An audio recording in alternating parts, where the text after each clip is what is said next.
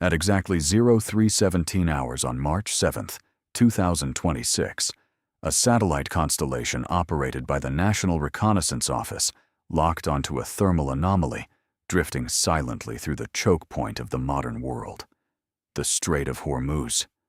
21 miles wide at its narrowest passage, 1/5 of the world's oil supply, the aorta of the global economy.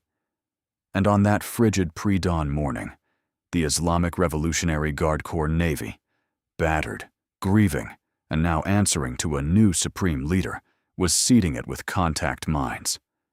The operation had begun before dawn.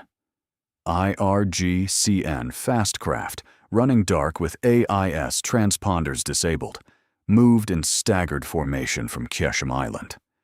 Each vessel carried a payload of M08 moored contact mines. Cold War-era Soviet designs, robust, cheap, and devastatingly effective against commercial tanker hulls.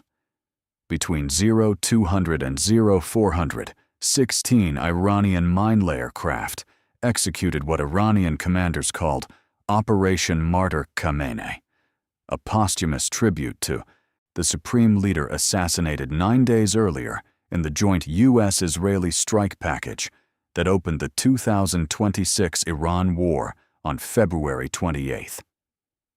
In the minds of the IRGCN commanders, this was not an act of war. This was a weapon of economic annihilation. Close the strait, strangle the world, force the West to the table, or watch global oil spike past $200 per barrel. They did not know that the USS Georgia, a converted Ohio-class guided missile submarine running in ultra-quiet mode at a depth of 180 feet, had been shadowing IRGCN fast craft movements for 72 consecutive hours. Its AN/BQQ-10 wide-aperture passive sonar array had cataloged every acoustic signature in those waters. The trap was not being laid by Iran. The trap had already been sprung, and the Americans were waiting inside it. Simultaneously, 12 time zones of command authority had been preparing for exactly this scenario. At U.S. Central Command Forward Headquarters in Qatar, itself under nightly bombardment from Shahed 136, kamikaze drone swarms that had turned the skies above Doha into a pulsing grid of interceptor fire and explosion. The Combined Forces Maritime Component Commander had wargamed a Hormuz mining scenario 14 times in the preceding month.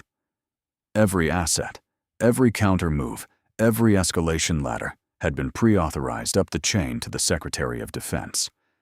The response order had been pre-signed. All CENTCOM needed was confirmation. At 0341 hours, the confirmation arrived. An MQ-9B Sea Guardian drone operating at 28,000 feet, invisible to Iranian radar and dripping with synthetic aperture radar and electro-optical sensors, transmitted a full-motion video feed directly into the Combined Intelligence Operations Center. The footage was unambiguous. IRGCN vessels executing a methodical pattern deployment, consistent with mine-laying doctrine. Grid coordinates were automatically overlaid by the AI-assisted battle management system. The integrated air and missile defense picture was clean. The window was open.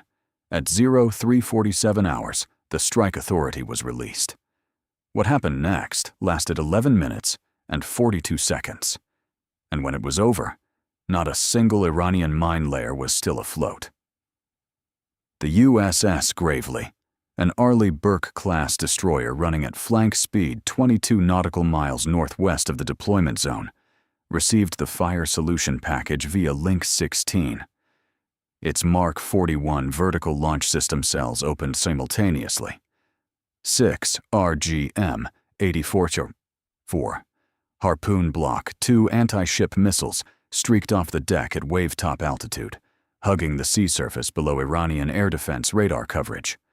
At the same moment, 2 MH-60R Seahawk helicopters operating from USS Bataan, the lead amphibious assault ship of the Bataan Amphibious Ready Group, were already screaming toward the target box at 165 knots, armed with AGM-114 Hellfire Romeo missiles and APKWS laser-guided rockets.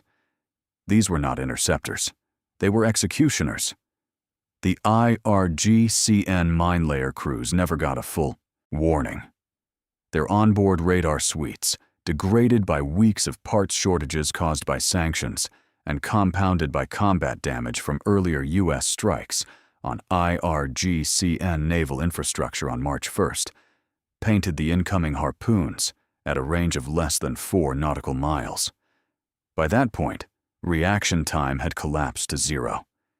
The first missile impact was recorded at 03:49 14 hours local time.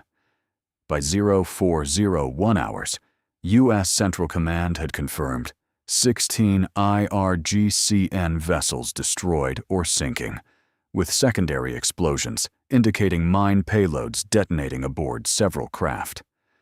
The Strait of Hormuz glowed in infrared, 16 pyres of twisted aluminum and burning fuel, marking the waterline graves of Operation Martyr Khamenei. But the mission was only half complete. The mines already deployed. Assessments estimated between 40 and 60 contact mines across 3 grid sectors remained live in international shipping lanes. For the first time since Operation Earnest Will in 1987, the U.S. Navy was now conducting active mine countermeasures operations in the Persian Gulf under combat conditions. USS Pioneer, an Avenger-class mine countermeasures ship, and her sister vessel, USS Devastator, moved into the lane, accompanied by AN/AQS-20C sonar systems, towed by MH-53 Sea Dragon helicopters from Helicopter Mine Countermeasures, Squadron 14. Every pass through those waters was a calculated gamble. The Iranians were watching. The IRGCN shore-based anti-ship missile batteries at Bandar Abbas, Noor and Qadr systems, with ranges exceeding 200 kilometers, were targeted and suppressed by a coordinated strike from F/A-18E Super Hornets, launched from USS Carl Vinson. But the threat never fully disappeared. Every mine countermeasures evolution was executed under the persistent threat of resumed Iranian fire. What you need to understand about this moment is what it represented geopolitically.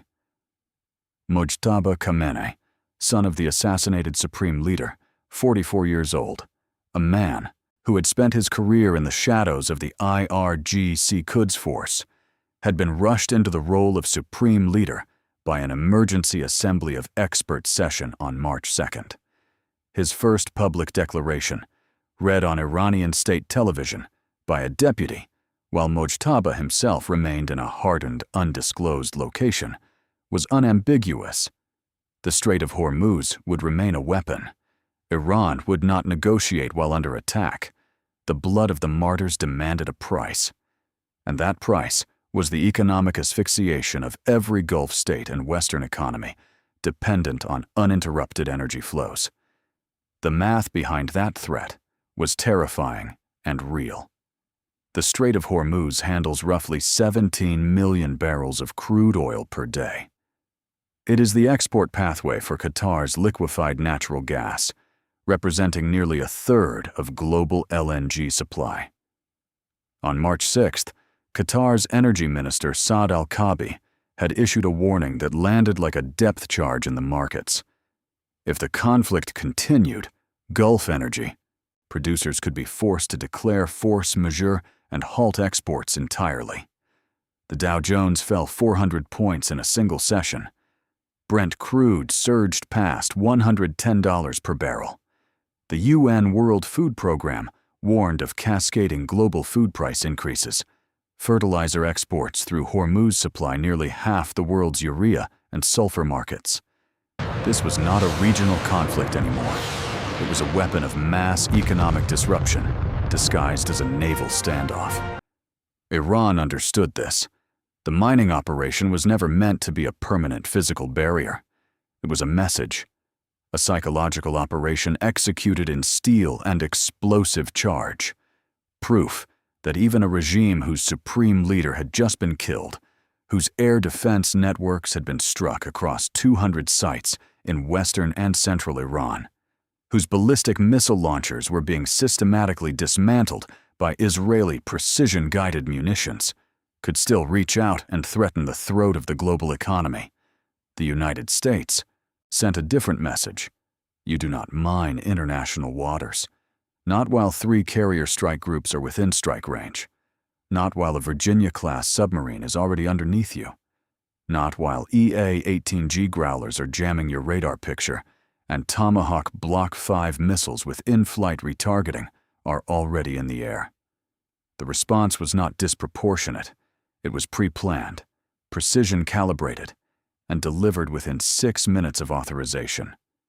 16 vessels, 0 mines successfully deployed to traffic lanes, and a clear signal to Tehran, to Beijing watching from the sidelines, to every actor studying this conflict as a template for future gray zone and kinetic operations. The U.S. Navy does not bluff, but the strategic picture was far more complex than a single mine-clearing operation. On the same day, U.S. forces were destroying the Iranian mine layers.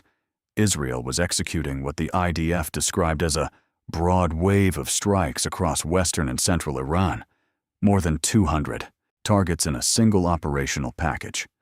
Ballistic missile launchers, air defense nodes, weapons production facilities.